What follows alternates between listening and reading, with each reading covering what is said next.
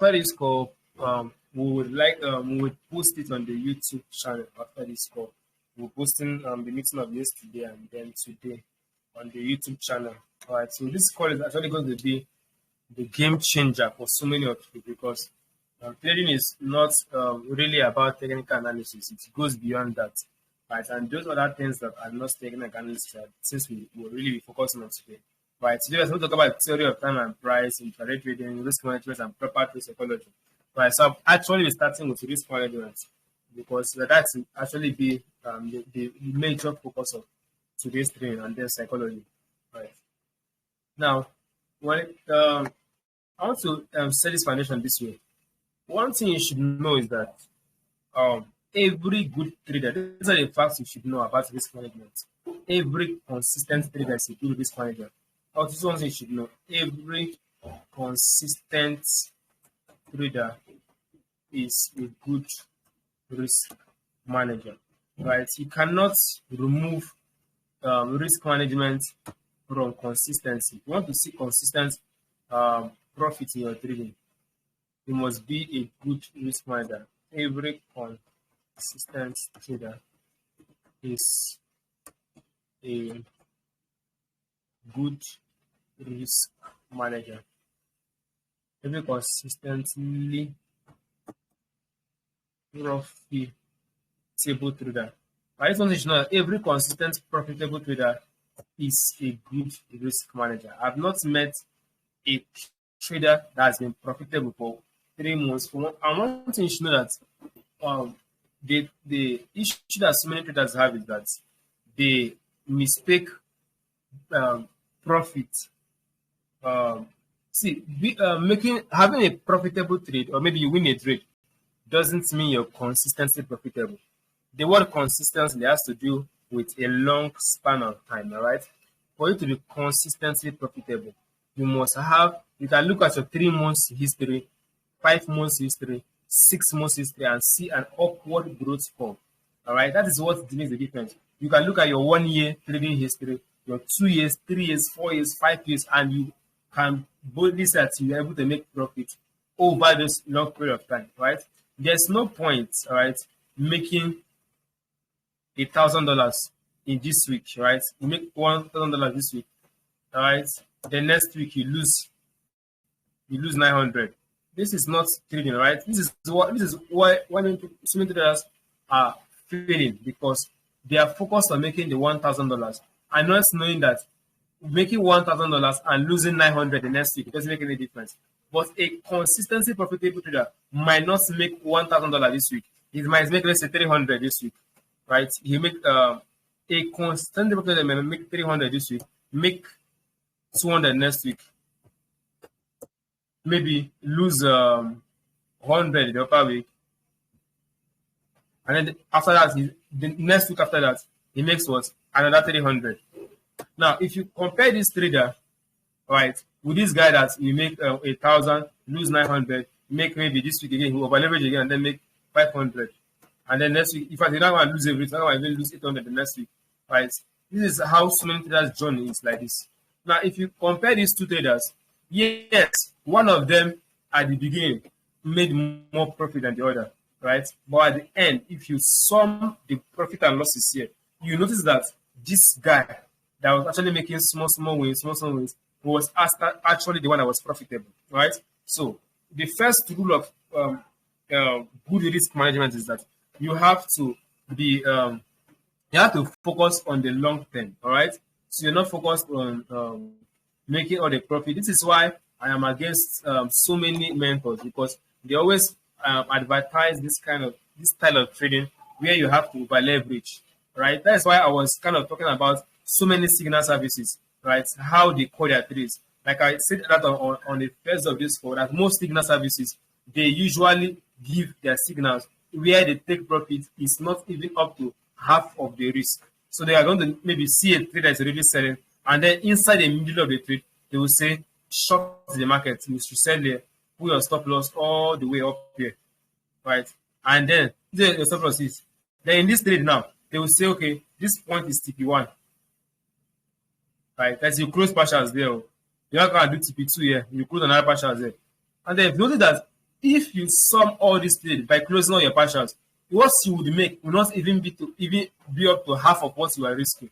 So you'll probably be risking $1,000 here. And when you are closing all these partials, each time you close partials, you've automatically reduced how much you have to make. I mean, if you have to make $1,000 on this trade, if you close partials on the way, it would not be up to $1,000 anymore. So that probably be something like $650 or $700, right? This is the kind of trading that so many signal services usually portray, because they know that if the stock TP is very close, they will have a higher chance of doing what? Having a higher win rate. So they always focus on it hit TP1, it hit TP2, and they forget that what makes a trader consistently profitable is being able to win big and lose little. That's what makes you consistently profitable. It's not by winning all your trades that makes you consistently profitable. This is just where so many traders are getting it wrong. They are focused on winning every single trade, not knowing that what makes it profitable is not winning every single trade. What makes it profitable is winning big and losing little. So there's no point winning $1,000 and then losing $900 the next week. Right? I was talking with someone, I think that was last year. He told me how he grew his account from $35 to $3,500. That is about 1,000% gains. Right? Imagine someone grew his account from $35, right? Grew it, and probably I know he over leveraged, right? So somebody possibly grew it around from $35 to $3,500, right? So how he grew his account to $3,500. And after growing it, guess what? He blew everything. Then it's very, very obvious to know what he did, right? He was able to grow $35 to $3,500 within a span of 2 months, right? And he blew everything later on. So for him to blow this thing, it simply means that he was focusing on what? Making profit and not being constantly profitable. So those are two different things. If you want to see consistency in your trading, you have to move from the paradigm of wanting to make profit to the paradigm of wanting to make consistent profit. And wanting to make consistent profit means that you focus on winning big and losing little. That is the difference here. So the guy that is constantly profitable, he focuses on what? Winning big, right? And losing little, right?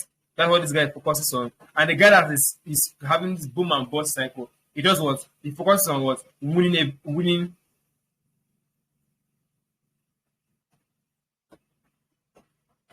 So this is what he focuses on. So this guy that having this, he focuses on what? Winning all the time. That is why he would over leverage, and then in fact some people don't use stop loss in their trading. They only close their trade when the pain is too much to handle. So they use their emotions as the gauge point, right? Until the pain is so intense, they will not, leave the trade. And that is not how you should be trading, right? You should not allow your emotions to be the deciding factor on when to lose. When to leave your trade, or when to know that the trade is not going to play out, right? You have to focus on being a good risk manager, right? And the big risk manager simply means that you win big and lose little. So you should focus on winning big, lose little. Because why? There is no 100% strategy. So this is inevitable, right? No matter how accurate you are, no matter how good you are in the market, it's not possible to avoid losing trades, right? So I want you to understand, a profitable trader is not, you have to accept, right? In every kind of business, you have to lose, right? I know some people will not believe me, but think about it. When you have maybe a local shop or something of that sort, all right, there are times in which you will buy a good, right? And the thing will maybe get busted, maybe a rat will attack it. It's my fault, your child might break it. Maybe you're selling drinks, right? There are times in which the drink might get expired in your hand. That is a loss. There are times in which the goods will get expired, spoiled or expired, or a bust, or something damages the goods in your hands. That is a loss. So in every kind of business, losses cannot be impossible, right? There's always a possibility for losing, right?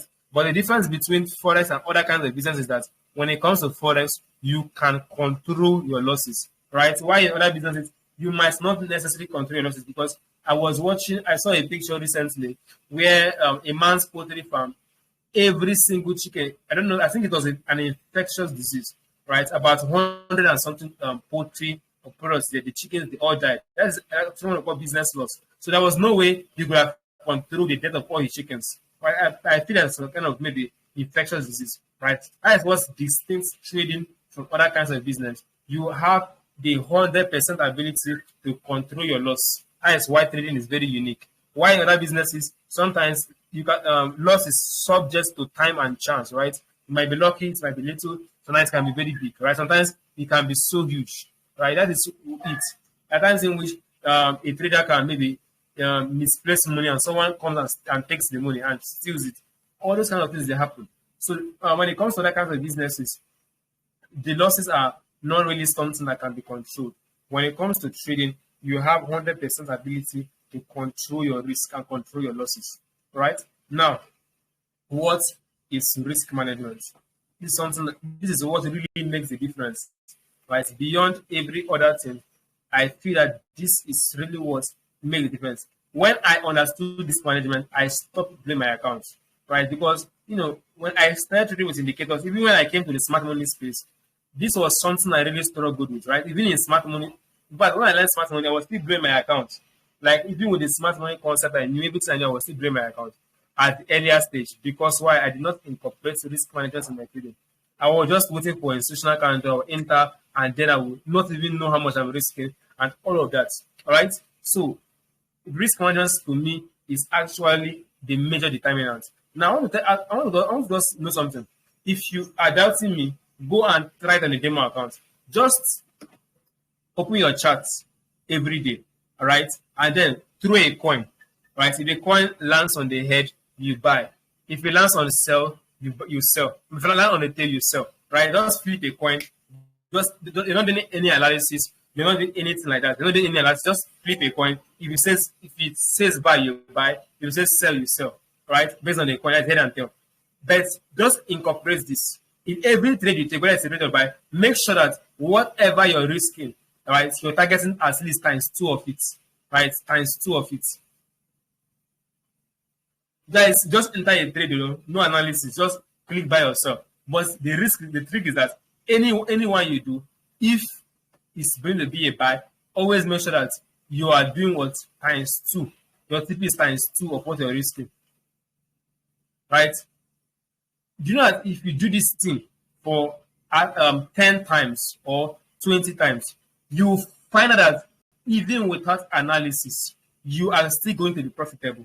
That's what we call the law of probabilities. That is why casinos still thrive, despite all the people that win. Right? They know how to control their risk in such a way that it favors them. So what really makes the difference in trading is when you trade in such a manner that whatever you're risking, you're making more than that, right? It helps you to lose more and still make more, right? When you trade this way, even if you lose, let's assume that you're using 1:2, right? Let's say you're using 1:2 and you take 10 trades, you lose 5, right? Remember, you're using 1:2 and you risk, you're risking $10 per trade, right? You're risking $10 to make what? To make 20. All right, you make 20, and then you win 5. So if you win 5, it seems like you did what? You won $100, right? If you win 5 trades, you have 100, right? You win 5 and lose 5, right? So you win 5, and then you also what? Lose 5. So you lose, like you have a 50% win strategy, right? You lose 5, win 5. Do you know that if you lose 5, since you're risking less than what you make, you're going to do what? You're going to lose what? $50. So you've noticed that even though you put 10 trades, you lost 5 and you won 5, and you're using just 1:2, just 1:2, right? Know that your net profit on this trade is what? $50. Can you see the beauty of risk management? This is what we really, I'm telling you the facts, folks. This is what is going to make the difference in your trading. This one is beyond trading strategy. This is it, risk management. So you know that even if you win 5 trades, all right, and you lose 5, just because you are targeting more than what you risk, you're going to have a net profit of $50, not $150. Because it's not, so you see that you're what? Net profitable. All right, this is just 1:2. We're not even talking 1:2. Take 1:3, obviously more than this. You're not using 1:2. You can see that even when you're losing as much as you're winning, you're still profitable. Let's assume that you win 4 and you lose 6. Now, winning 4 trades will give you what? $8, right? $8. And then losing 6 will give you what? $6 loss. You're saying the net profit on this trade is what? can see it. So you can see that when you trade in such a way that every trade you take, you're actually putting in the target for more and losing less. You see that you are destined to be profitable. When you trade this way, you are destined to be profitable. It's not something that it's not an upward debate. You are going to be profitable if you trade this way and if you have a good strategy. All right. So it's one thing you should incorporate. So you can see that even though this guy won 4 trades and then he lost 6, you can see his net profit was $20. So this is what I said earlier, that your focus as a profitable trader is to win big and lose little. Why the guy that's not profitable is what they focus on win all their trades. And when they focus on this, they eventually do what? Even if his trade is not even, they focus on risking $1,000 to make 100 just so it can be a win. They're okay with risking 500 to make 200 just because it's a win. They're okay with it. You can risk $5,000 just to make $100 or 200. They're just okay with it. That's what they're okay with, as long as they're always winning their trades. And that is not the profitable, because there are times in which you will have losing streaks, and losing streaks are inevitable, right? There are times in which you will have 5 losing trades back to back. But what is going to keep you safe is what we call risk management. Now, since you have understood what risk management can do, you have understood that risk management, you don't even need to win all your trades, you just need to win a major portion of your trade and you still be relatively profitable, right? So now, what are the rules, right, or the essentials to risk management, right? I'm not going to talk too much about risk management because I've done previous course on that on my YouTube. I want to just talk about the important part of it. This is a boot camp here. We just talk about the important details, right? I'm not going to start mentioning 1 to 3 of those things, right? Just know that whatever you're risking should be at least times 2, right? So the first essential to right, essential to risk management. The first thing you must know is that before you can be a risk manager, a good risk manager, right? Essentials to good risk management. Right, the first thing that you must incorporate in your risk management plan is that you must know how to calculate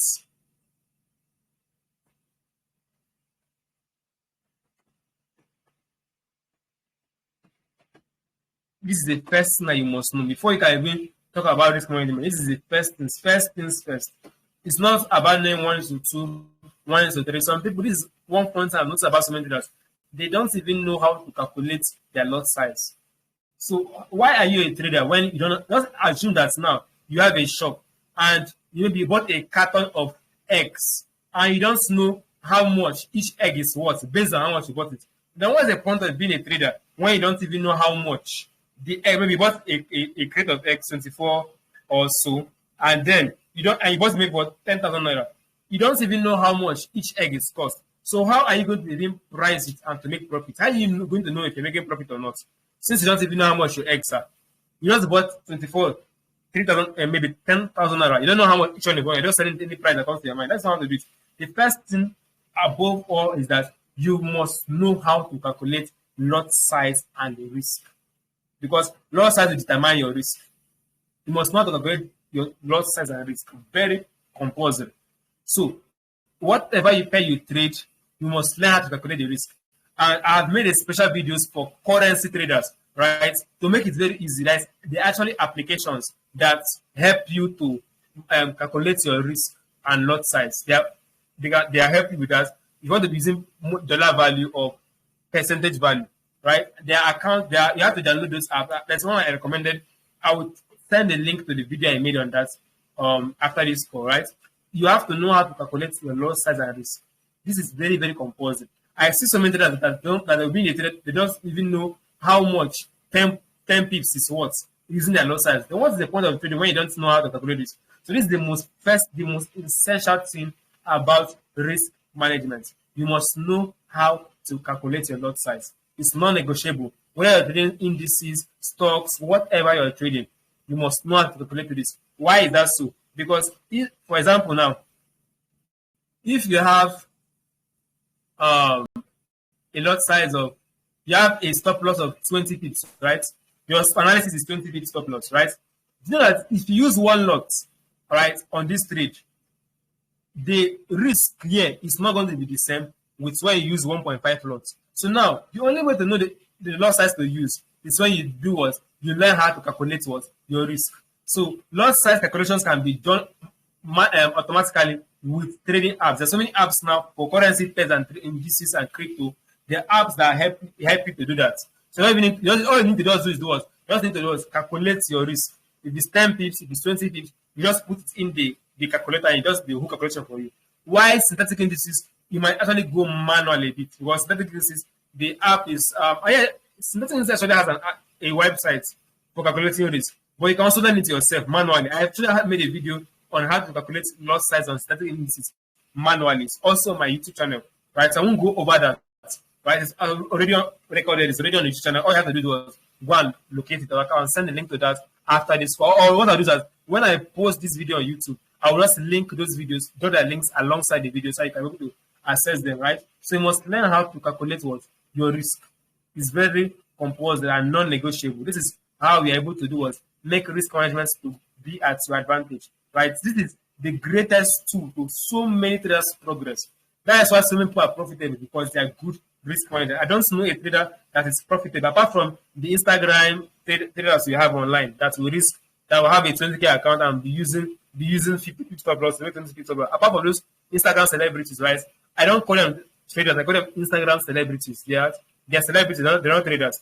Traders know that you always have to do is calculate your risk. So anybody that you see that is always using 50 pips stop loss to make 10 pips, just know that number one, he has an alternative means of making income because he is not profitable. And number two, he is a celebrity and not a trader. All right. So you should know that for you to be able to make good returns, you must not always calculate lot size and risk. Very complex. And we have apps for that, right? So apps can help you with all those calculations, right?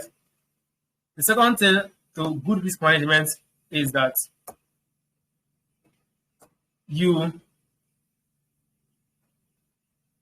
must have a fixed range of risk per trade. Now, let me explain this. Let's assume that you are trading now. These are some people trade. They are trading EU now. They will do what? They will risk what? $20 on this EU now. They trade this $20, right? When GU comes up now, they say, I feel more confident. All right, let me just risk 50. You see now set up maybe on EU again. They'll say, this one is not really high probability. Let me just risk 10. Can you see that if you are trading this way, you are doomed to fail? Because there's no point of using risk management when your risk varies, right? This is something you must always know. If you want to apply risk management on your account, you must have a fixed range of risk. If it's $50, it should be $50. If it's $20, it should be $20, right? This is how you should trade. If it's $50, let it be $50. All right. There's another way to do. Some people actually trade this way. They use what we call high probability and low probability. Some people actually use high probability risk and low probability risk. So what I mean is that some people they use based on the setup. If it's a high quality setup, they can decide to go what their maximum risk, which is what $50, right? You can say, okay, let me risk 50. But if it's a low probability risk, they can say 30. This one also works as well. It also works because you're still in a fixed range, right? If it's low probability, it's fixed. But the one I prefer a pattern in which you have a particular fixed risk.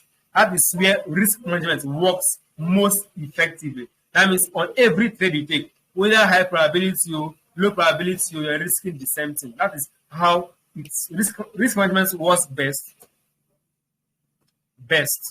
on fixed risk. It works best when your risk is fixed. Let's assume that you're trading this way now, right? And maybe this one you risk $50, you played out, and you made 100. All right. So this one does not play out, and you lost the trade and you lost $50, right? And then this one now plays out. You now won 60. You can say your profit there is just $10, right? But if you use a fixed risk, this should have given you what a profit of $100. If you're using $50 per trade. So risk management works best on a fixed risk. All right. So if you want this to work for you best, use a fixed risk. And in order to make your life easier, since you're not using a fixed risk, you can focus on only high probability trades. I mean, you focus on only trades that have what high probability. And what do I mean by high probability? I mean a trade that has so many confluences, has so many what confluences. Maybe it's a higher time frame setup. It aligns with higher time frame. It is it aligns with your entry techniques. It has confirmations. Everything is lining up. That's what I mean by high probability or high quality trade, right? So if you want to use a fixed risk model, the best way to go is to focus on only high probability trades, right? So you have to, since you're not using fixed, right?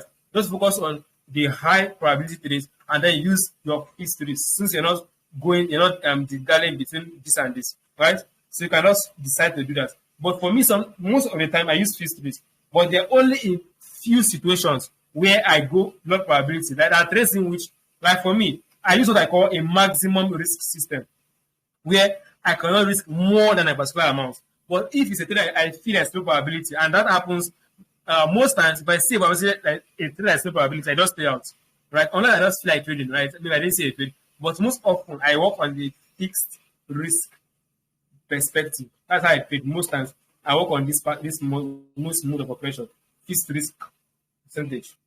I work on fixed risk most of the time. I work on fixed risk. And know something, your fixed risk should be something that your emotions can handle, right? You should not make your fixed risk to be so high. Since when you're risking one particular amount per trade, then don't let it be so high.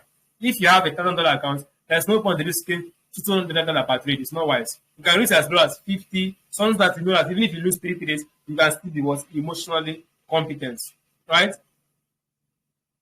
So the final thing I want to talk about risk management is that this is the final thing now. So the final thing you must know about risk management, right? The final thing you must know about risk management is that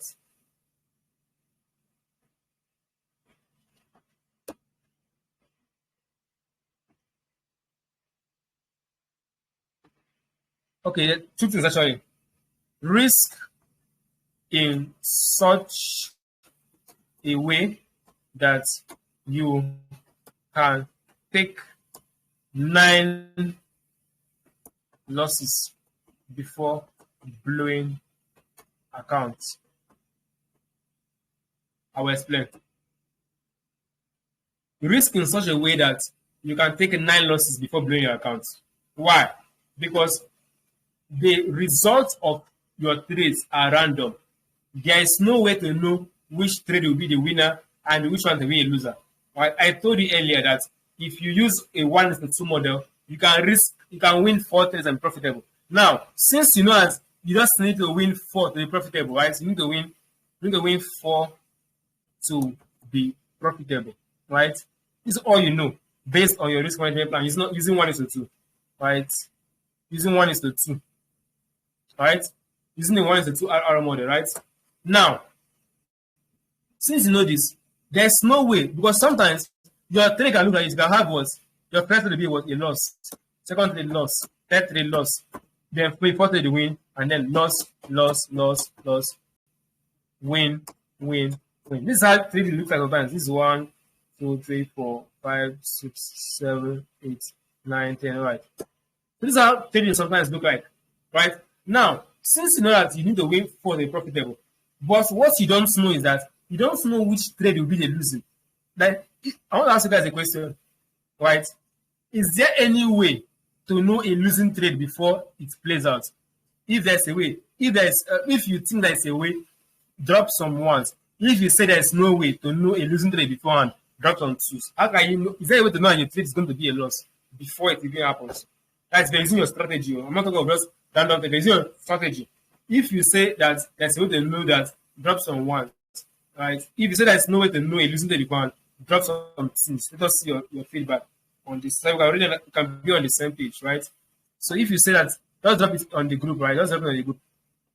And let us see your responses. Is there a way to know a losing trade beforehand? If yes, drop some 1. If no, drop some 2s. All right, let's just be active. Let us know if you guys are following on this call. All right. Someone says no. There's no way they know that. Let's say more responses. No. Okay. All right. Just one more response. Let us know if you guys are following. Let's make it 3.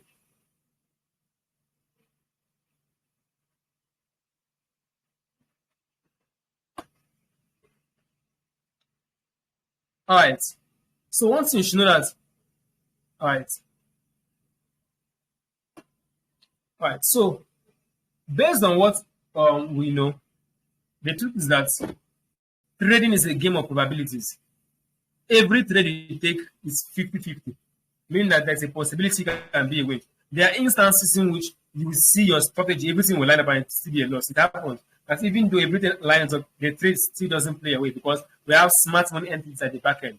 You can see a trade that is actually in line with structure, everything is there, and news comes up and news takes the trade against you.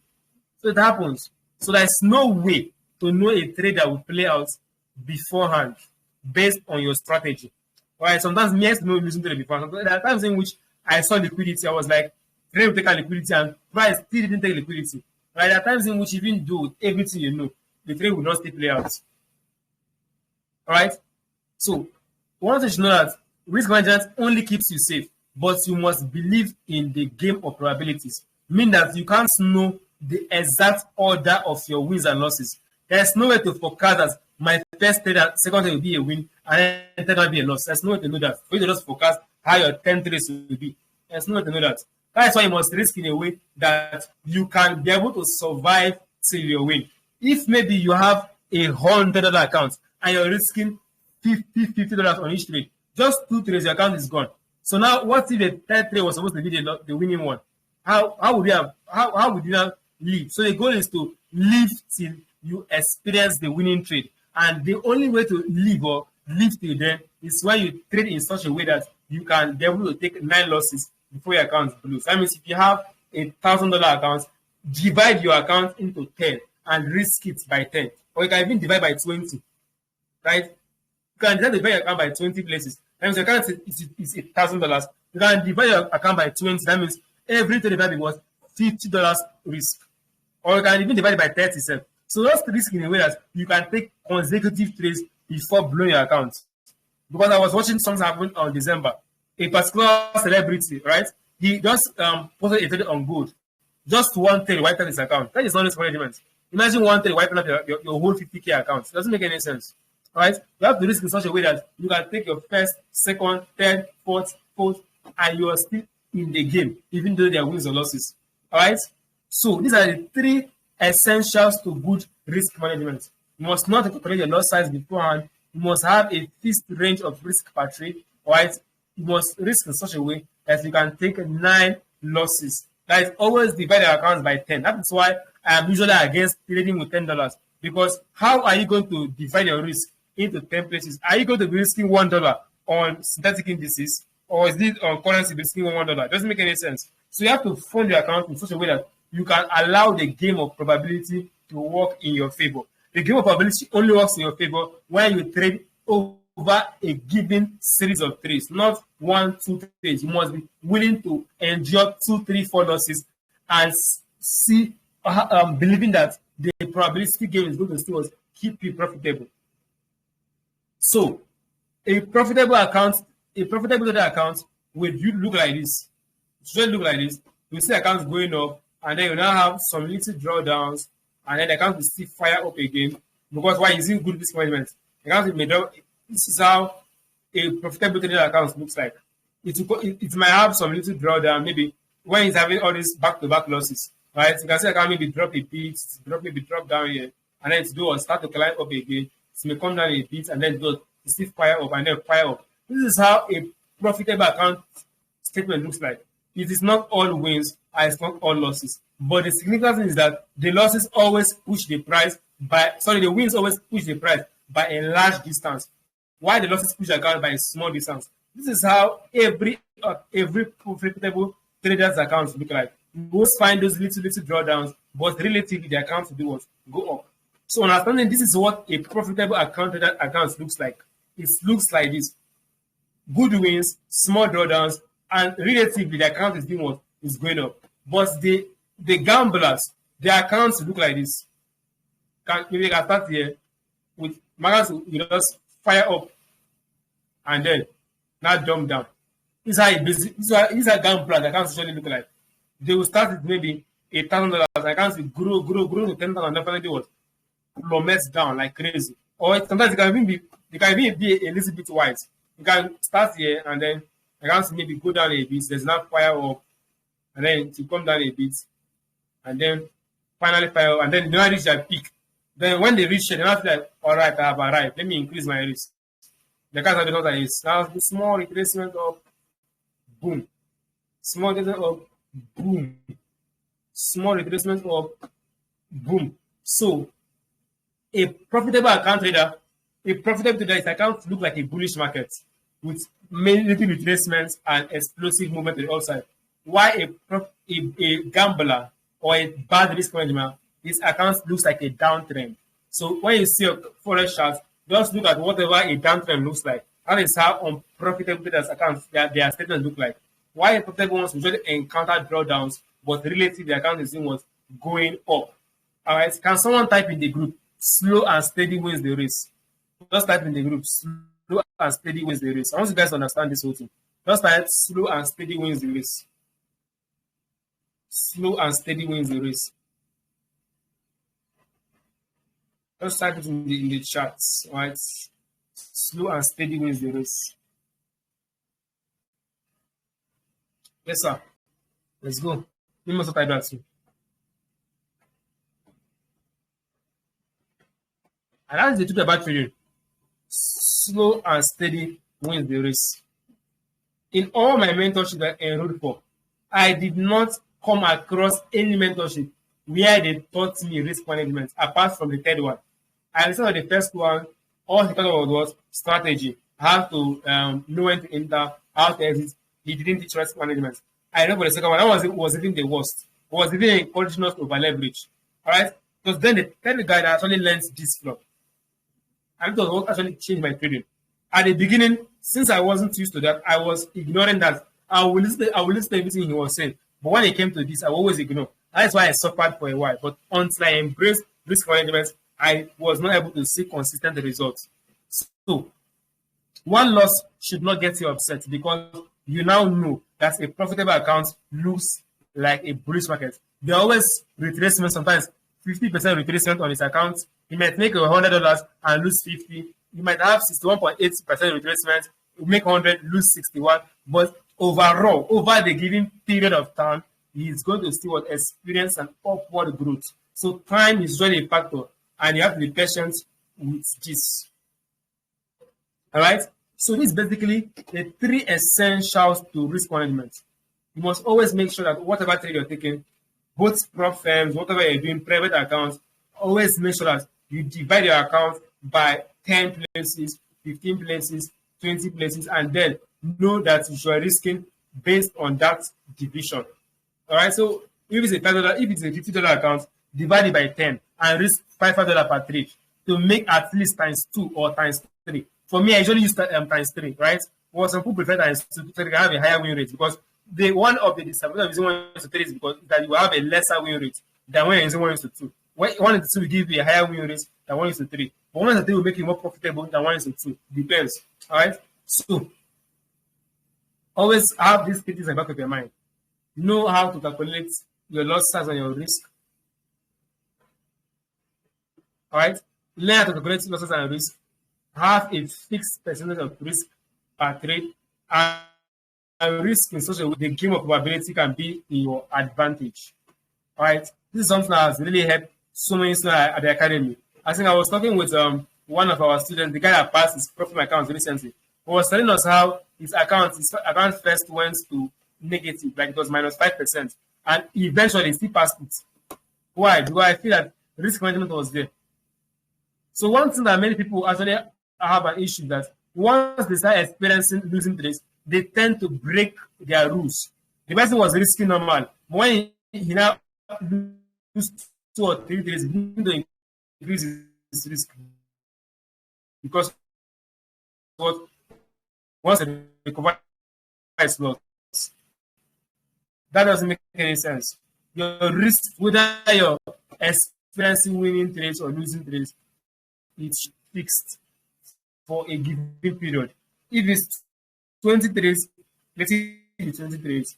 If it's till the month, year, the year, end of the year, let's see the end of the year.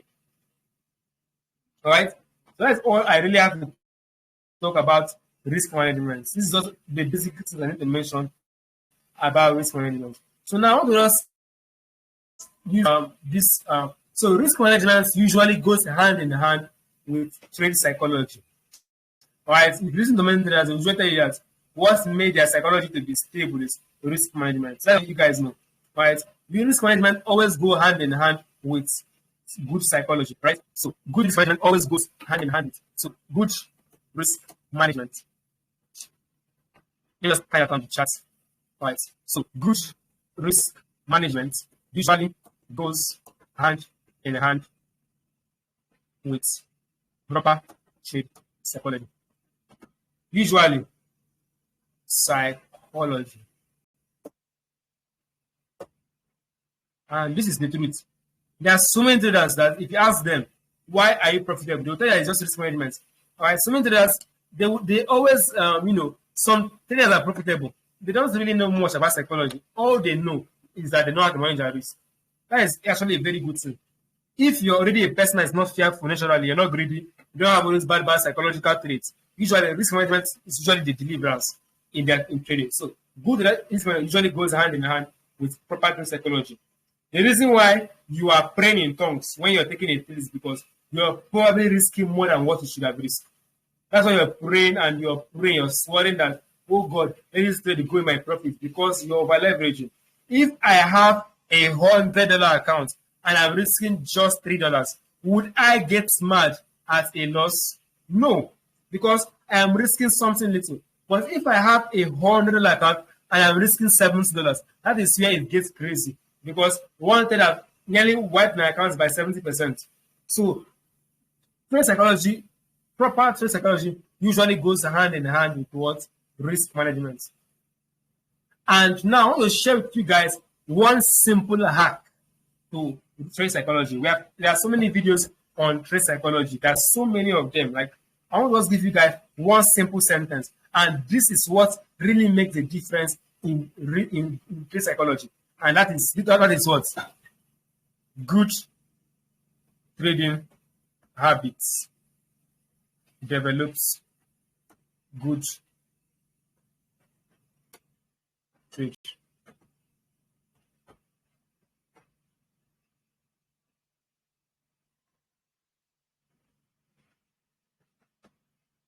This is just it. This is the whole definition of trade psychology. It's just what? Your habits, your trading habits. That's just it. If you can develop good trading habits, then you will handle the issue of psychology. When you have a habit of over leveraging, that is what messes up your psychology. When you have a habit of always wanting to copy someone's analysis, that is what messes up your psychology. When you have the habit of always never taking responsibility for your actions, you always want someone to be the one to tell you to take a trade. It's messes up your psychology. When you have the habit of always breaking even so fast, a trade that has not even gone anywhere, they have already broken even already. It will always mess with your psychology because you will always be stopped out and the trade goes your favor. You see, all those things are all your psychological issues just falls down to your habits. Your trade psychology just falls down to your habits. Your habits. And your habits are what? The regular actions that you engage in as a trader. Those things that you do often. That's what actually makes up your trade psychology. When you develop good trading habits, you handle this issue of what? Psychology. You handle it. It's not possible to totally eliminate the fear that is involved in trading, but you can handle it by developing good trading habits. Good trading habits like waiting for what? A setup to appear. You are not just coming to just trade anything you see. You are waiting patiently for a trade. There are times in which that I have gotten to a trade in the time past and I regretted entering the trade because I knew that this trade was not ready. But due to impatience, I forced my way in and they did forced money out of my account. So it was a two-way thing. As I forced my way into the trade, they did forced money out of my account. And I was in regret. I was so paid. I was like, why am I so stupid? Why didn't I know at least it was not good players? And all that could have been avoided if I simply do what I had good trading habits. Which is number one, being able to wait for a good trading setup. That is it. So many guys will tell you this, that, believe in yourself. Some people will say you should be meditating, blah, blah, blah, blah, blah. But the simple definition of good trade psychology is developing good trading habits. How is it? And what now, for you to know good trade habits, you have to know what the bad ones.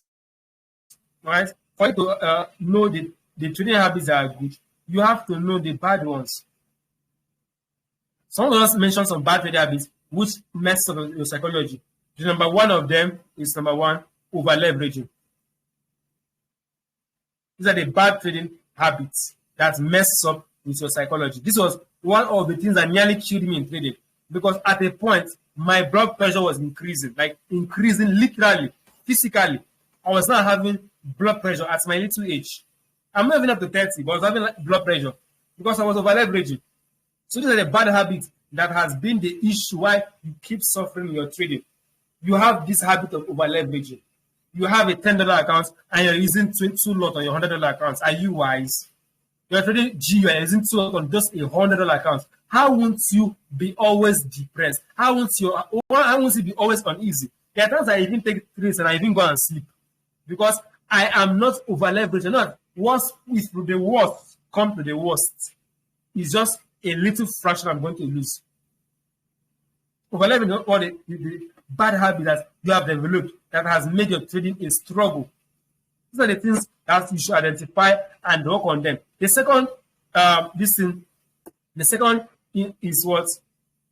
Over trading. Some of you can take 15 trades a day.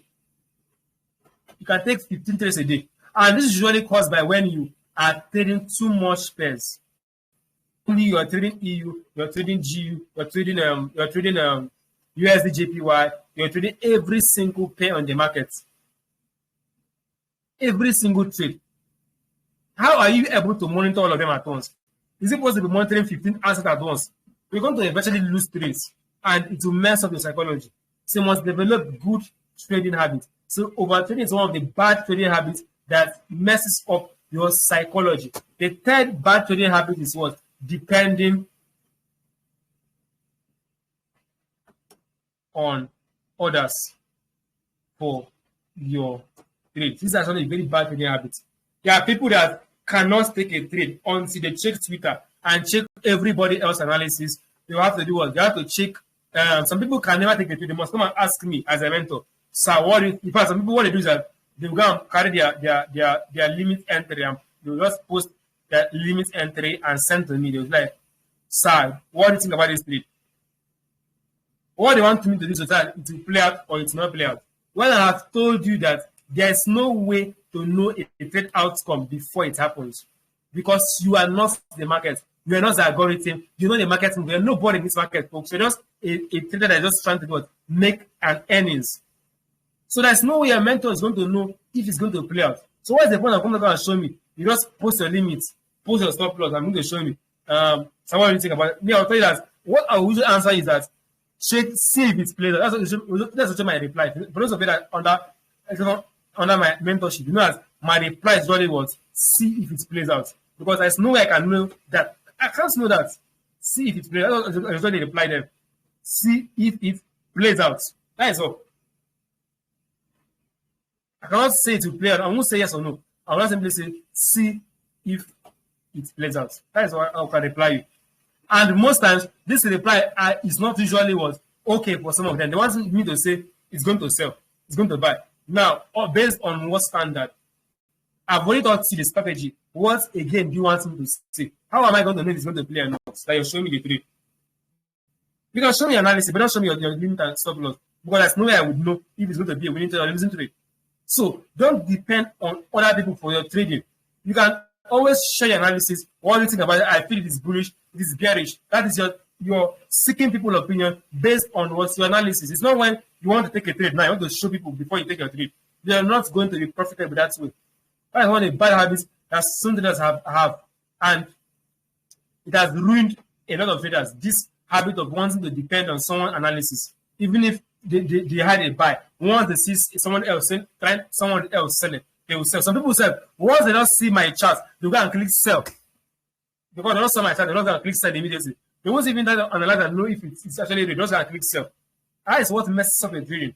When you have this habit of depending on others for your trade, you must learn how to trust what you know and focus on what you know. All right? Focus on what you know. I don't know enough, then study harder. That is why your demo account is there. It's not compulsory for you to trade live accounts. There's nobody pointing a gun to your neck and saying that you must trade a live account now, today. Nobody is doing that. So if you're not okay with the trade, then use your demo account and check if it will play out. All right? Trading is not compulsory that you must trade live accounts. It's not compulsory that it must be on your live account. You cannot see, if you're not compulsory, just use your demo. Trading is that easy.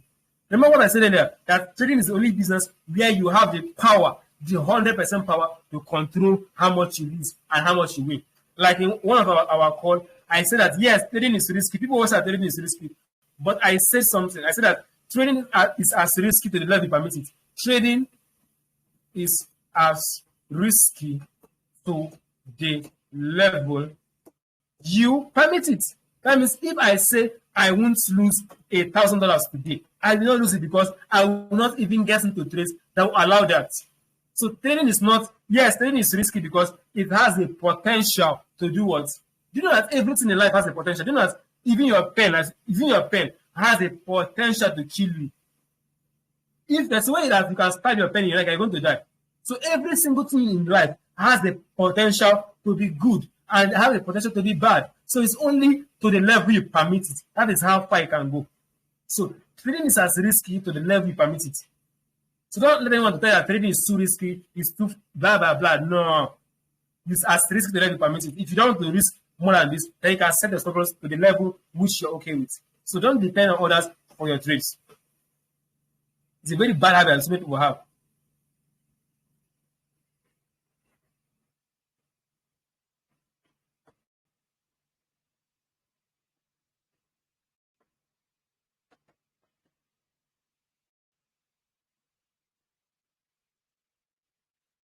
This is a fourth bad habit that has have. Some people that work as a reducing for signal service. And I've told that most of these signal services they're not good. I know many of them that their take profit is never up to their stop loss. These guys, they just want your money. I always ask a question. If your trades are actually giving you money, why do you need people to register for it? I'm going to ask my question. If yes, my trades give me money, why do I need to sell it? Why not I simply even go and borrow money and then leave it onto the... You know that if there's a way I can have a 100% winning rate, I won't even... If there's a way I can have a 100% winning rate, I won't even share it online. I will secretly make my millions secret. I won't tell anybody. I will just secretly make my money. I won't tell you. If there was a way I could pay the 100% and win all my 100%, I won't tell you. If I had 99% winning rate, I will not tell you. I'll go and keep it secret so you not spoil it. I'll go and be secretly trading privately, just quietly, making my millions. I won't even tell you. So these guys are telling you 98% winning rate. They're scammers. So this is one of the bad habits that has prevented so many traders from succeeding because they want a shortcut. And the shortcut is what? Signal service and what? Copy trading. One guy was telling me, one of my mentees, was telling me that how he's in debt of $5,000.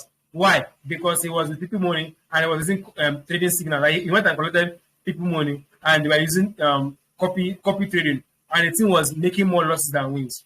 That was how he got into debt of over $5,000 because of what? Signal services and copy trading softwares. These guys are scammers, folks. You must learn how to trade yourself. I always say this: learn how to trade yourself. Leave signal services, leave all those things. You will not be consistently profitable that way.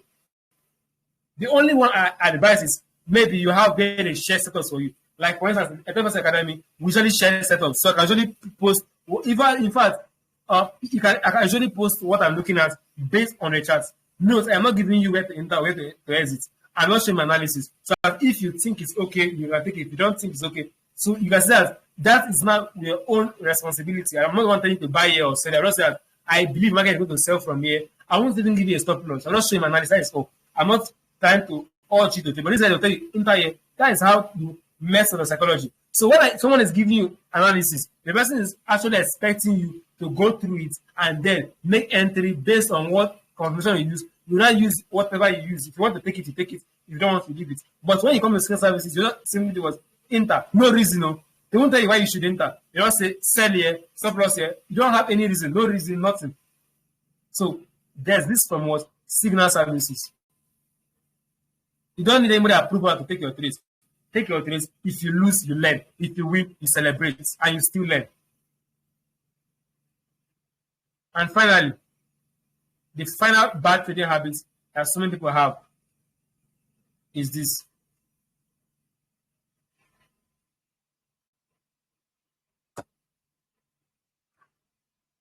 The final bad trading habits is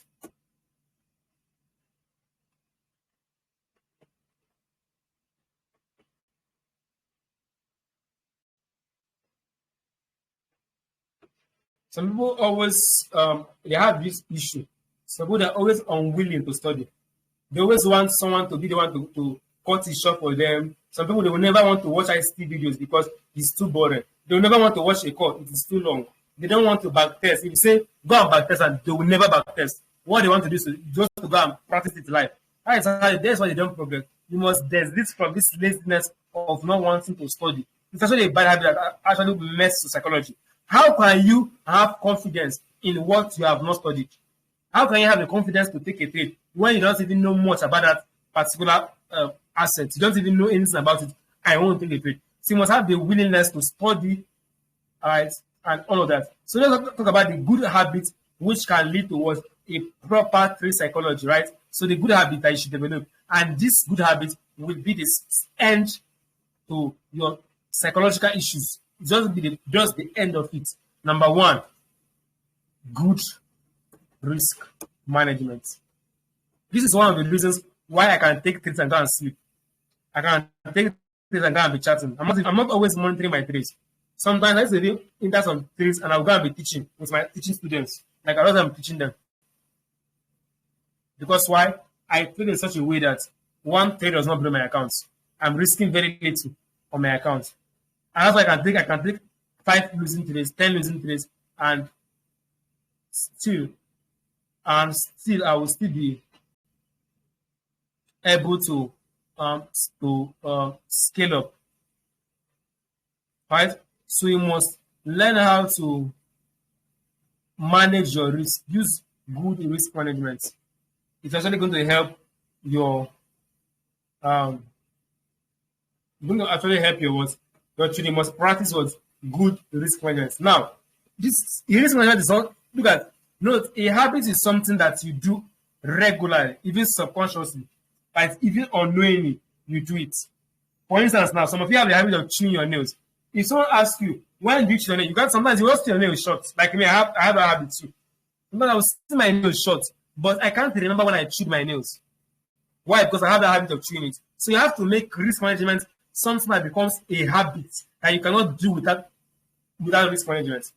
So you must always practice risk, whether you're losing, good risk management. You're winning, good risk management. You have not made profit for 2 months, good risk management. You have made 1,000% gains, good risk management. Because it takes only one trade to lose everything you have. If I have everything, if I just pack all my money now in my account, and just use one big trade, it takes just one trade to lose everything I have. That's why you must always practice good risk management. Number 2, so the habits I will actually deal with trading psychology. Number 2 is that you must have limit your trades to few pairs, to few markets. Right? So you don't have to trade, like I said in yesterday's call. Yeah, you don't have to trade every single thing. You can choose to trade only synthetic. In the statistic, you can choose maybe 1 or 2 pairs. You mustn't trade everything. So limit your trade to few markets. It helps your trading psychology. Because one of the reasons why it helps your psychology is because you have a lot of time to focus. For instance, now I trade more of GU and EU. It gives me that time to focus, right? I'm not doing too many things at once, right? If you're watching 10 trades at once, it will be difficult for you to keep up, right? And it plays to your mind because you are in GU, you're in gold, you're in EU, you're in USD card, only you, NZ card, NZ check, everything only you. But when you limit your trading to maybe 3 pairs, just 2 or 3 markets, right? It helps your psychology because you're able to understand.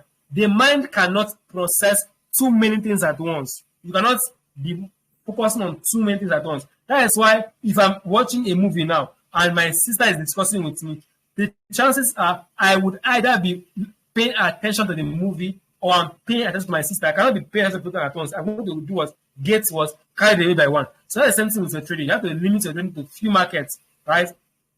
So you must have few markets. Number 3, wait for quality trade setup. This is one type of psychology. Always make sure that if it's not a high quality setup, you're not taking it.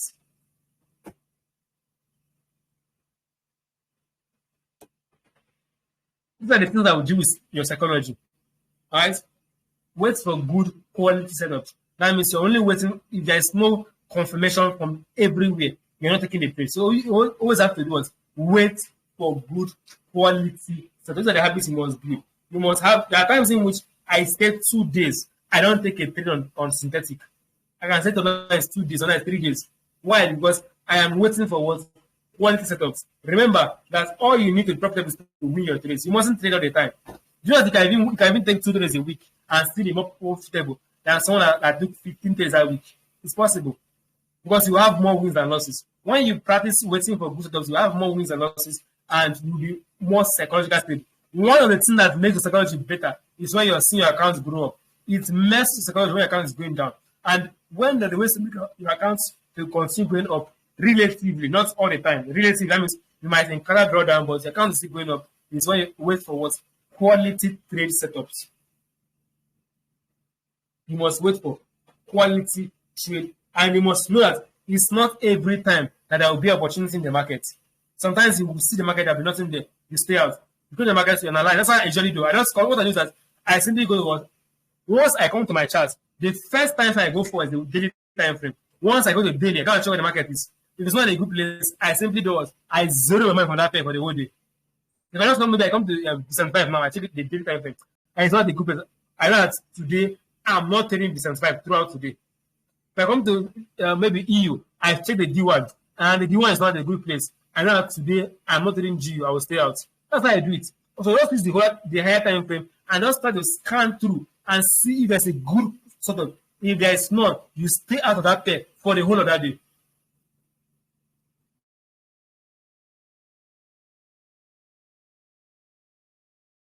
Or for the whole of that session. These are the ways in which you better your psychology. These are the ways you better it. The fourth way you better your trade psychology by developing good habits. You must develop a habit of back testing and private study. Yes. This is it. For instance, now, something like imbalance. I have studied imbalance on different by different people. I studied imbalance by so many different teachers, so many different videos. I can use one topic and watch like 5 videos on that same topic. Like my mentor now, I can watch his 10 videos on lower time frame entry. I can watch his video, this one, watch another one. What to do? I'm trying to create my subconscious mind to be able to identify these things before they play out. The more you study and backtest, the more you have the confidence. The reason why I can take some trades and you don't have the confidence to take it is because I have been able to backtest and I have seen that this actually plays out. I know where to play in balance and where to put my stop loss. I know how to manage my trade. I know when a trade will likely not play out anymore. If I'm in a trade now and the trade will likely go against me, I will know the signs to look for because I have gone through previous chart and I have looked at seeing where trade started reversing and what happened. The markets have an algorithm and they are not going to change it every day or every session or every year. Right? So what happens yesterday would likely happen today, but in a special manner, but it still happens today. For instance, today is Koinonia. All right? We know how Apostle Simon preaches. Even though he's teaching a different topic, the way he will say some things are still the way he will say it. For instance, now, he's going to say something like, except God is not God. Those kind of things. You know, there are certain things that he's going to say that you know the sermon that he's speaking. That is how the market is. There are certain things that the market will say, the market will give to you that are specific to that particular chart. And you're able to know those footprints or those characteristics when you pay attention to what? Private study. So beyond mentorship, give room to what? Private study. Have the habit of what? Private study. You enter your room before you sleep every day. Just take 1 hour, you watch a video, you go to your chat and try to test it. There's actually a very free software for backtesting. You know, the software is what? GoChatting.com. So you can simply go to, you can use TradingView or you go to GoChatting.com. It helps you with backtesting. So you can go there and backtest your strategies. GoChatting.com. Very easy. This is the habit you must develop. Yeah, for instance, now I learned about ICQ zones. What did I do? I had to go back as far as several months back to go and look for all the setup I could find with what I learned on Q zones. And that's why I can be able to apply it and I have results like I was the one that invented it. But I didn't teach it like I was the one that didn't develop it when I wasn't the one, because why? I pay attention towards backtesting and private study.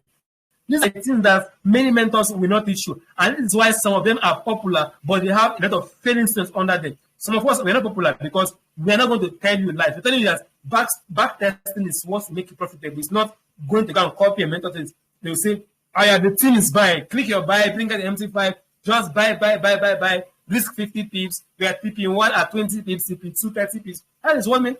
But those of us that say the truth, we're not popular. We are not popular because we are saying what people don't want to hear.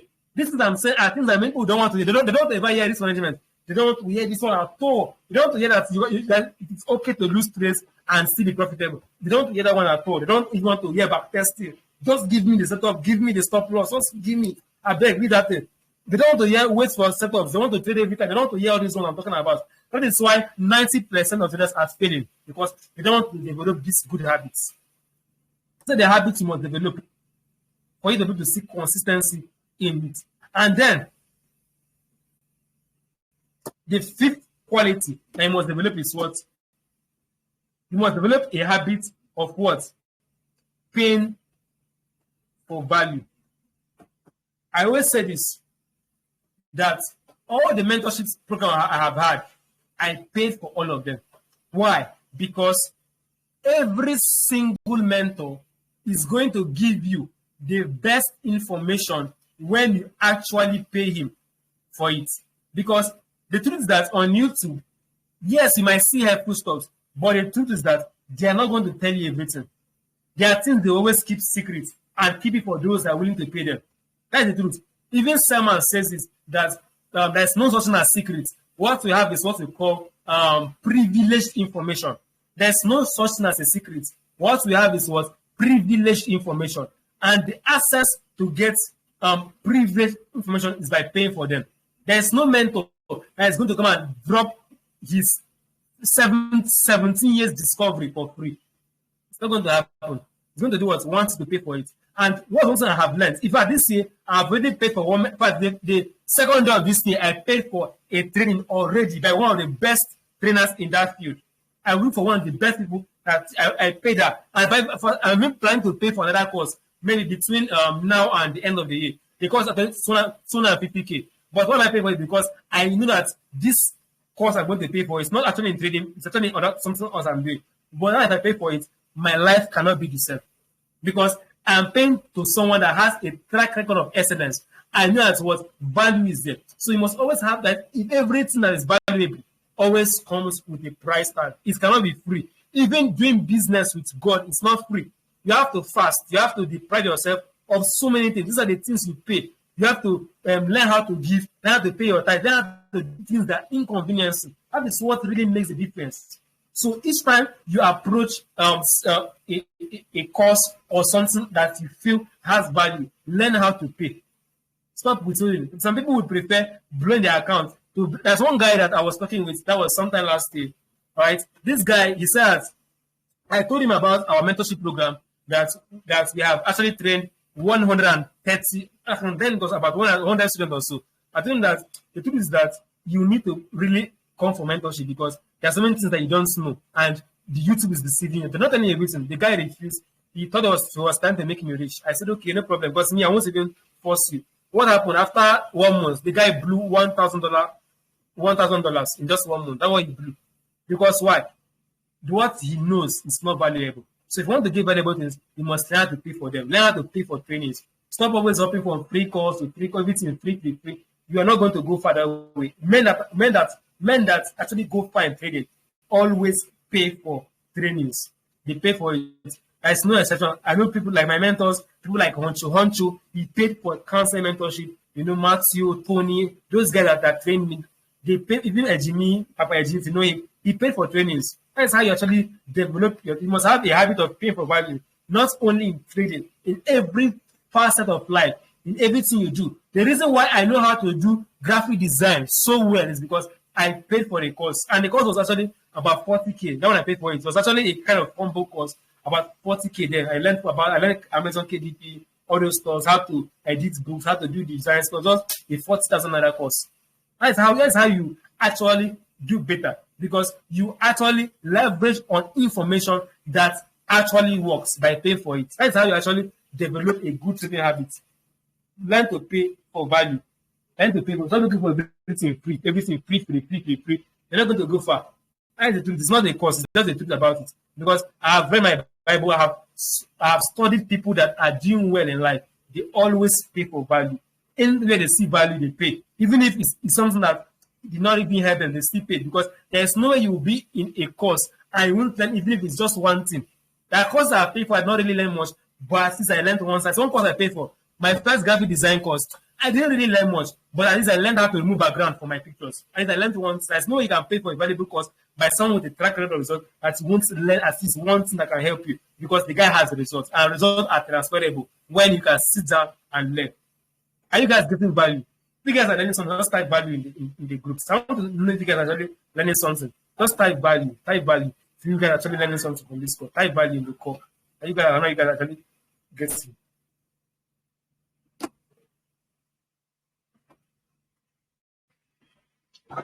All right, let's go. Value. That is it. You must learn how to pay for valuable things. Whenever you see something, maybe you want to learn how to do graphic design, leave the free one, go for the paid one. If you want to learn how to do after marketing, leave that free one, go for the paid one, because the things that work are actually in the paid one, because no one will give you secrets for free. Even God doesn't give you secrets for free. You must fast, you must pray into those levels before those windows are open unto you. Everything that God gives usually comes at a price of consecration, a price of prayer, a price of fasting. That is how life is. Life always works with price, paying prices. It's not being free. So you have to identify value and then pay for it. So it's not just paying for any course. You must identify the value. How do you identify the value? Number one, you look at the person's results, and number two, you look at the people he has trained, their results. That's how to know what something is valuable. Number one, you look at the result of the person. Number two, you look at the result of the people he has trained. That is how you know if something is valuable or not. You look at the person's own result, and you look at the people that he has trained, their own result as well. That's what help you to do was certify if something is valuable or it is not. So these are the things that actually make the difference to trading psychology: by paying for value, back testing, waiting for quality setup, limiting your trades to few markets, good risk management. This is just the key, the hack to trade psychology. Just these 4 things. If you can implement these 4 things, you have handled the issue of trade psychology. If you can wait for setups, you have handled it. If you can wait for quality setup, you can handle it. If you can back test so that you can have the confidence to take it on your own, you have handled it. If you can avoid all these dangerous habits, you have. These things are actually together. So you avoid this and do this. So you're avoiding all these bad habits, or you're changing from them and you're doing this. Like today alone, today is Sunday. God bears me witness. I have watched by this weekend, I've watched more than 4 different training videos, both on YouTube, all those things I do, online source. I've watched about 4 videos already. And these are very, very long videos. That is how we make the difference. By private study. So the habits you must develop. And the last one is what?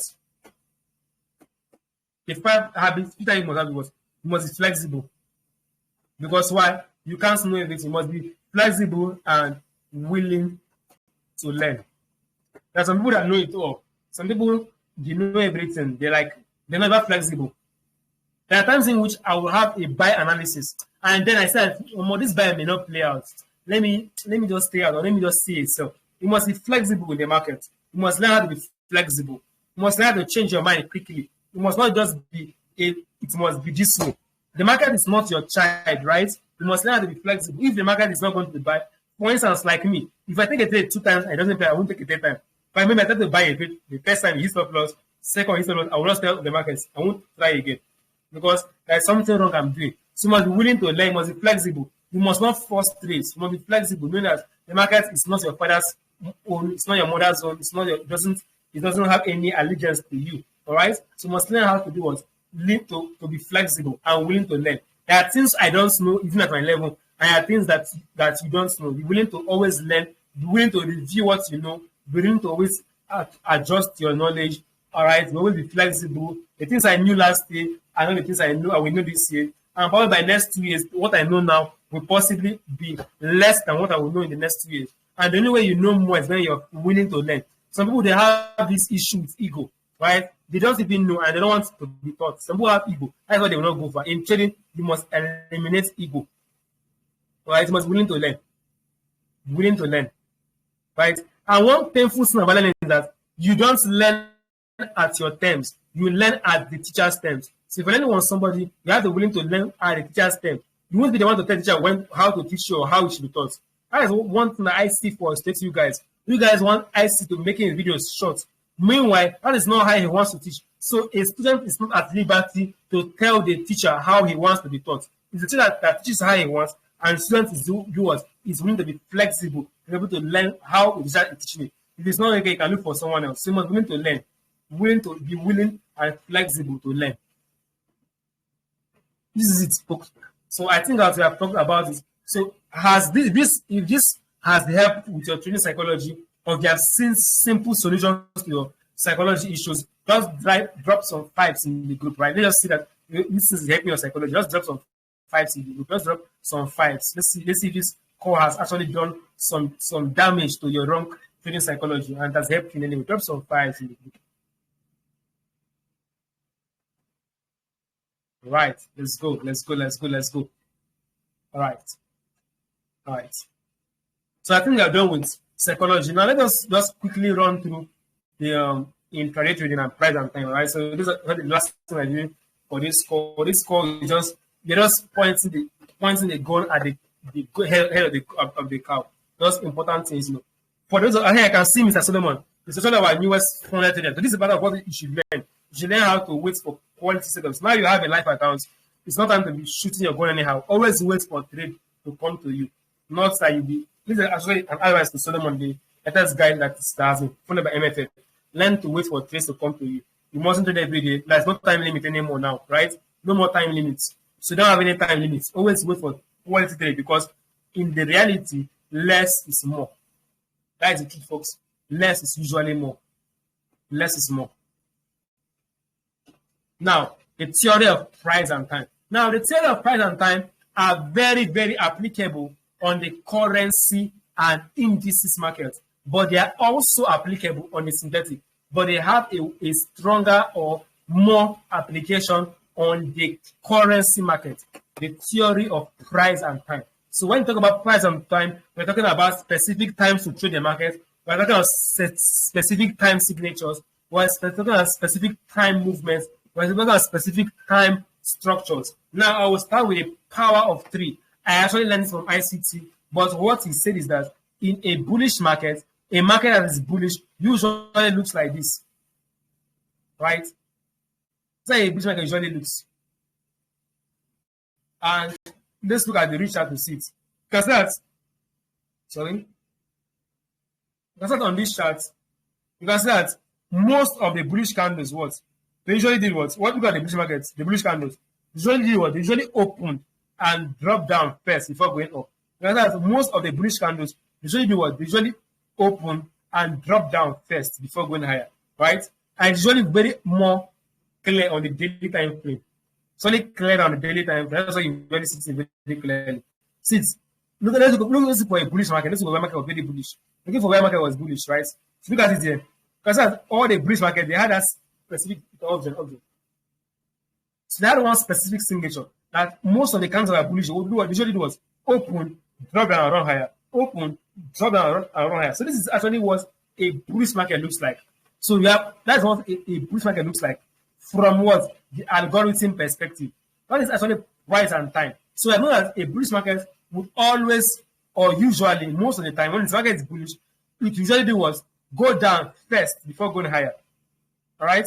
And now I still classify this into three. Usually called this as this is the open price of the daily charts. There's the open price. We have the open price. We have what the lower week. This is the lower week of the. This is the lower week, right? And he calls. Sorry. Now the question is, why does it? We are not concerned about the upper part. We are concerned about only this lower part because we want to buy. So if you want to buy a market, you want to see price first of all open and drop lower before going higher. Because why? The explosive move usually is what's in the upward direction. So do you want to be selling this market or buying it? When you can say the market is what? It moves more to the upside. So you want to be buying a market that is running to the upside. And what you do is that you wait for the market to open and go lower before you do what? You look for buys to take it higher. All right. So now I still classify this as three. So you see that the distance between this open and this lowest point is also called the manipulation. So this is also called manipulation, right? That's the price manipulative leg, right? So this one between here and here is also called the manipulation. So markets usually open and then go lower. So this distance you see here is what we call the manipulative leg, right? This power of three now. So the reverse is the case for what? A bearish scenario. So in a bearish scenario, the market to do was usually open, run higher first before it was coming down. And to clarify that, you can go to read chart and you will see there. You can see where the market, where was the market bearish? The market was very bearish. You must also consider the structure of the market. The market was very, very bearish. Like where it was seriously bearish. All right. So I think I made a mistake. Let me put it back. So look for where the market was bearish. You can see how the market was opening, running higher and dropping low. You can see that out of all this move, most of the candles it was the open and run higher before going down. That is how a bearish market looks like from the algorithm perspective. All right, that's what the market looks like from an algorithm perspective. It usually does what opens and goes lower before going what higher. All right. So now that being understood, now how do we apply this? How do we apply it? Because we're not talking about price and time. How do we apply this simple concept? How do we apply it? Now, the first thing you want to do, this works with the currency market mostly, because I learned it with the currency market. Right, the first thing you want to do is that you want to toggle. This is actually a simple trading strategy I use, a very simple strategy I use for trading intraday. Right, number one, you want to do what? This is the first thing you do to trade with price and time. Now, you want to toggle your time zone to USA, to New York, USA. So you want to be using the New York time. You're not using the midnight. You want to know the midnight time of the New York. That is the open of the candle, right? So you want to toggle your time zone to New York. That's the first thing you want to do, right? You want to toggle your time zone to what? New York. Don't worry, guys. I will make a summary of what is called in a PDF format, and I will start with my free gift to all of you. It's be like a handbook, a working manual. You guys can just go. So instead of watching this whole video, you can just simply go to the book. I'll be sending it to you guys. Just a very simple handbook by the academy, right? It's practice point by the academy. So you want to toggle your time to New York. So you simply come to your trading view, click on this point, this time zone, and then do what? You look for New York and click on what's New York. Or if you don't want to do this way, you can just simply do what? Know the time of New York midnight in Nigerian time or wherever you stay. Just know the New York time. Just know what time it is in your local time. For instance, now currently, the New York midnight time is what?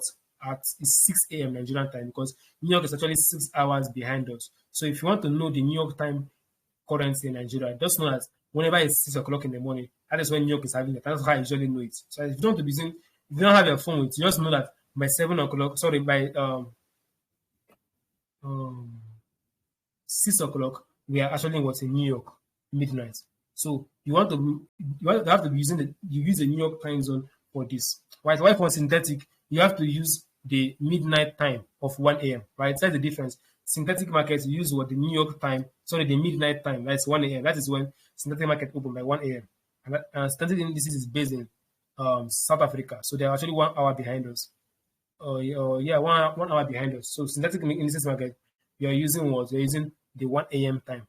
That is the midnight. Why in the currency markets and indices, you're using what the New York time, because USA controls what 85% of the financial market. So you're using New York as your time of reference. So what's the next thing you do after targeting that? Next thing you do is that you want to identify the structure of the market. This is higher time analysis. You want to know the structure of the market on the higher time frame. So you want to know the higher time. Is it likely to buy or sell, right? And this video, I've talked about this a bit. I did a video on price market. So you might need to watch the video on price market where I talk about how to know if market will likely buy or sell. But I will wrap it up with what we call higher time frame structure. So you must know the higher time frame structure. So you must know the higher time frame structure. So you want to know the market is bullish or bearish before this thing work for you. So when the market is bearish, you want to be looking for it because you're going to increase stock count. So you must know the market is what bullish or bearish. And then when you do that, you now apply the time concept. So for the bullish markets, you wait for price to go below it. So for bullish markets, so number 3, set time and price setup. I use contributor to this. So for a bullish market, wait for price to go below. For bullish markets, you wait for price to go below New York midnight and give confirmations for buys. Right, I won't teach you guys confirmations because such something I taught in private mentorship very, very well. Right, so in the bullish market, what market to do was go below the open price, the New York open price, and then give you a bullish setup. So remember what I said yet. In a bullish market, the market looks like this on a daily time frame. So you look at the daily, it looks like this on the bullish market, and on the weekly, it looks like this. So this is your constant. What the market to do was open and then go down before looking for what buy setups. So you have to wait for price to go below and then give you what a reason to buy. That is what you use for a bullish market in the New York, in the London session, right? And it's very preferable if you use the Q zones, right? I've done videos on Q zones. So Q zones actually make it easy, but sometimes it does, some setups do not play during Q zones, right? But just know the whole concept from the grassroots, right? Then the reverse for a bearish scenario. So I'll just copy this and then paste it out again, just edit, right? Control V again. So I'll just edit it there. So for bearish, I will just show you guys one example and then we'll wrap it up. So for a bearish market, wait for price to go above. Remember that is the opposite for a bearish market. So I want price to go above the New York midnight and give confirmations for what sells. So this is how you catch intraday trades using the theory of price and time. So you talk your time zone to New York, wait for higher time frame structure. Want to know just know you have to analyze the higher time frame structure, right? Analyze. So you have to analyze the higher time frame structure, right? And then for a bullish market, one price to do was go below what the minute open and give confirmations for a buys. Why for this one is the reverse. It's basically what you do. And then the next thing to do is what execute with good risk management. That's the next thing you do. Execute with good risk management. Now there's a disclaimer I'm adding here. Disclaimer.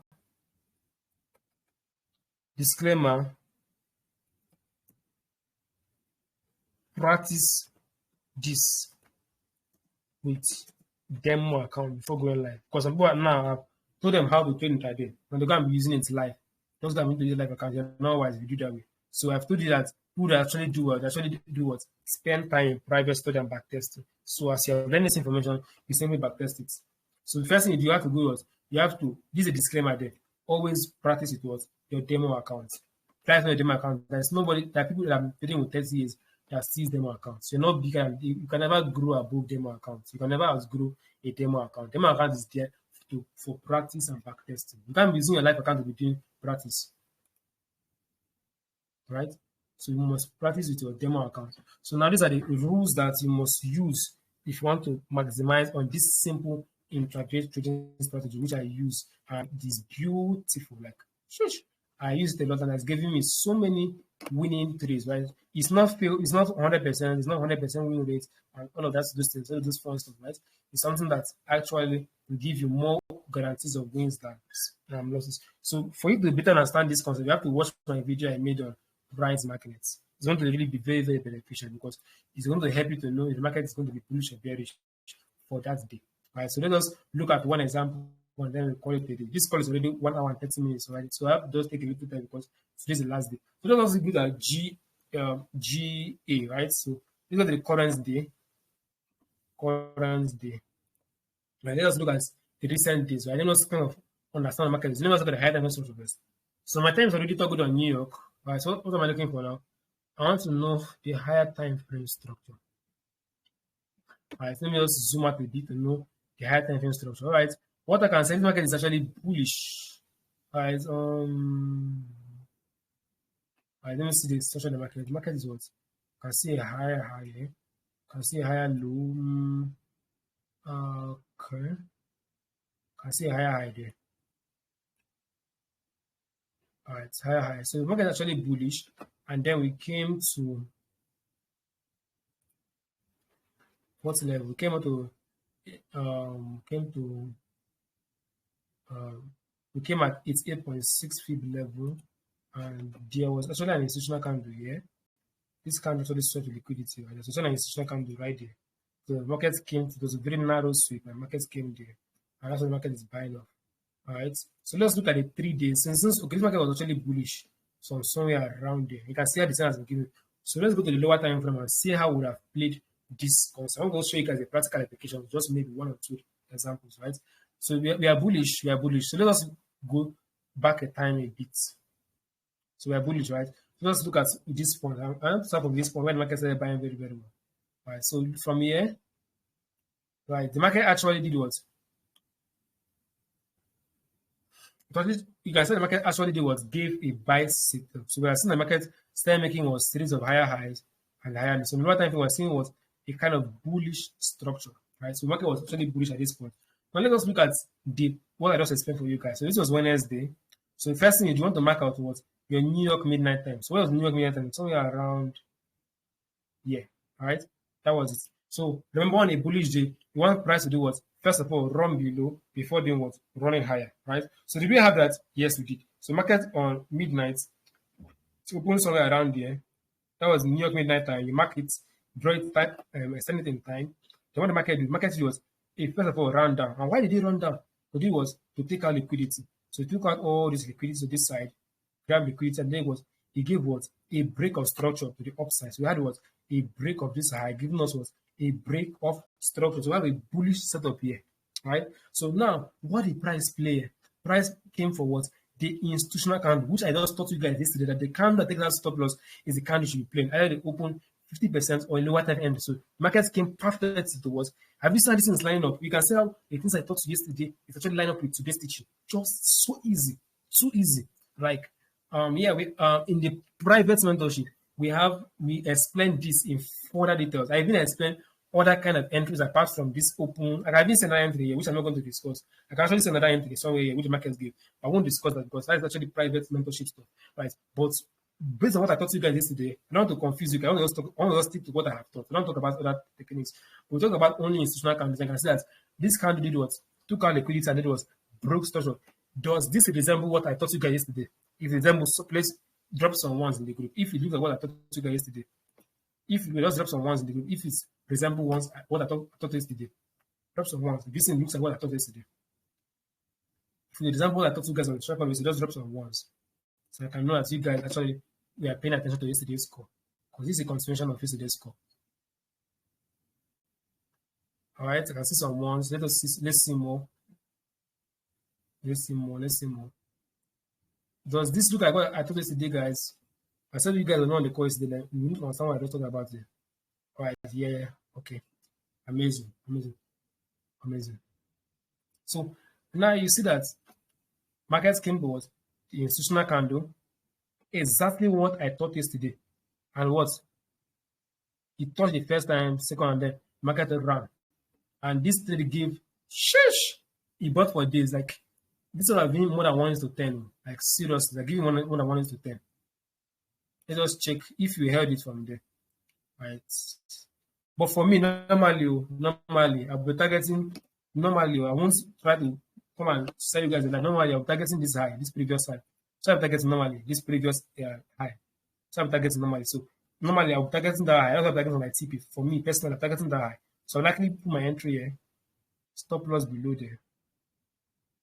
I'm targeting this high. My first TP will be here. Because and that was so let me get this very well. So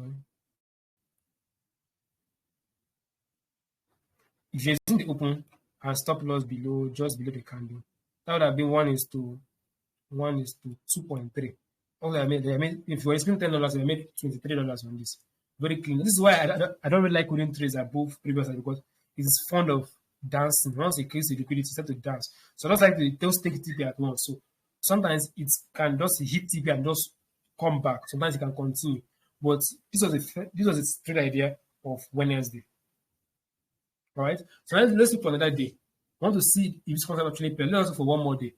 All right. Let's look for another one more day.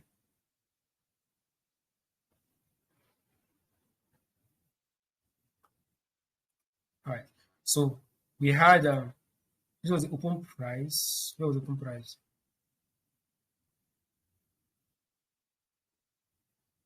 All right. Let me see. Is that the midnight?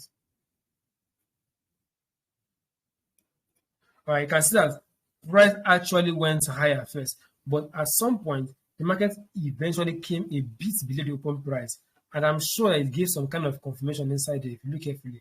See the price. I can see the candle move. Right. I can see the market making this kind of movements. Like I can see movements like so possibly inside there was a kind of confirmation inside there. But I can see the market move. It went up. You can see what I'm drawing here. It kind of went up, you know, it went up, came down, and then went up. So up, down. I'm thinking that's the kind of lower time frame break or structure here. There was a lot of confirmation inside there. And this happened was just meeting markets went below. You can see meeting market went below the open price. It rallied all the way up. So you have to do it to back test these things, right? You have to do it to back test these things. I'm not going to see a perfect one, but sometimes it's let me just tell you guys, you're not going to have 100% winning trades with this. There are times in which the market will still give you a loss, even though it's steady. So this thing is actually something that actually gives you more wins than losses, right? So look at another one here. This is the last. So I'm not using buys. You have to go look for the one for sales, right? It's just the reverse. So this was one for a buy. This was a Monday. So you can see market eventually ran higher. So they ran lower, but there was no break or structure yet. Then somewhere around market ran lower, right? Took out liquidity the first time, but there was no clear break of structure here. There was not really very clear break here. Or some people have called it a break, but there was no, it was so choppy here. I like to see strong, very impulsive breaks or structures. So what were you looking at? Right. Okay, markets came down. It ran lower. It played, I think the market played around there. It played around there. I can see an imbalance entry inside here, which I'm not going to discuss because I don't want to confuse it. There's an entry inside here, an imbalance entry inside here. I did not give the normal institutional candle entry, you guys know, but that was nice. It was beautiful. It was beautiful. All of that. So the best thing you can do for you guys can do for yourself is to do what? Back test. So I think I'm wrapping this call here. This call has been very insightful and all of that. So we're going to give you guys, like I said earlier, you must learn how to pay for value. So we're going to just give you guys one opportunity. If you want to, we have about since the academy started in about June 2021. So this year we're making our academy 2 years, and believe me, I've been having series of teachings since almost 2 years. We have our library channel is full of recorded videos, a lot of deep teachings, which I don't post on the YouTube channel. So if you want to have access to that, to our live course, all our teachings, just do want to join the paid mentorship program. It's where you actually you actually get your hand very skilled on all these things, right? Bootcamp will not really, we don't really have the time to talk about so many things because there are things I saw there which I did not talk about. I just talk about only one smart money model. So there are actually different kinds of smart money models apart from the institutional candle. Just talk about one.